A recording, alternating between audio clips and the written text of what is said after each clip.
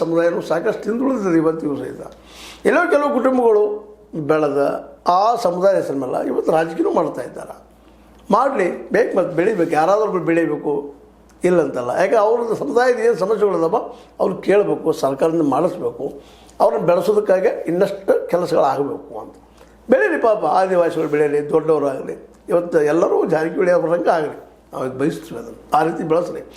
ಅದೇ ಕಾಲಕ್ಕೆ ಇನ್ನುಳಿದ ತಮ್ಮ ಸಮುದಾಯದ ಮಕ್ಕಳನ್ನು ದೊಡ್ಡ ಪ್ರಮಾಣದಲ್ಲಿ MLA ಮಾಡೋದು, MLC ಮಾಡೋದು.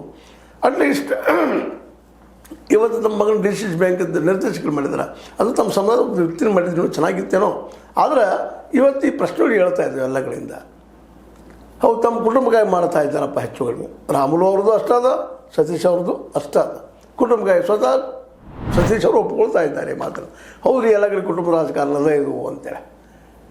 ಯಾಕಂದ್ರೆ ಯೋಗ್ಯರಿಗೆ ಗೆಲ್ಲೋರಿಗೆ ಟಿಕೆಟ್ ಕೊಡಬೇಕು ಅನ್ನೋದ್ರೆ ಹಲವು ಸಲ ನಮ್ಮ ಸತೀಶ್ ಅವರು ಮಾತಾಡಿದ್ದಾರೆ. ಅದೇ ಕಾರಣಕ್ಕೆ ಶ್ರೀರಾಮುಲು ಅವರು ಮಾತಾಡಿದ್ರು. ಗೆಲ್ಲೋರು ಕೊಡೋದಾದ್ರೆ ಬಡ ಮಕ್ಕಳು ಗೆಲ್ಲೋದಕ್ಕೆ ಸಾಧ್ಯ ಇದ್ದಾರೆ ಪ್ರಾಮಾಣಿಕರು.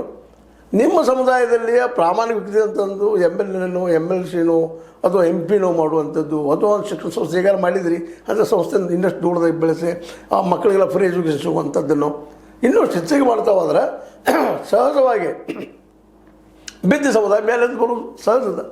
ಮತ್ತು ಆರೋಪಂತಿ ಮಾಲೆ ಮಾಡ್ತಾ ಇರ್ತಾರೆ. ಆರೋಪ ಹಿಡಿದವ್ರು ಯಾರಿದ್ದಾರೆ ರಾಜಕೀಯದಲ್ಲಿ ಬಂದಾಗ ಗಾಂಧೀಜಿಯವರು ಆರೋಪ ಮಾಡೋದು ಜನ ಈ ದೇಶದಲ್ಲಿದ್ದಾರೆ.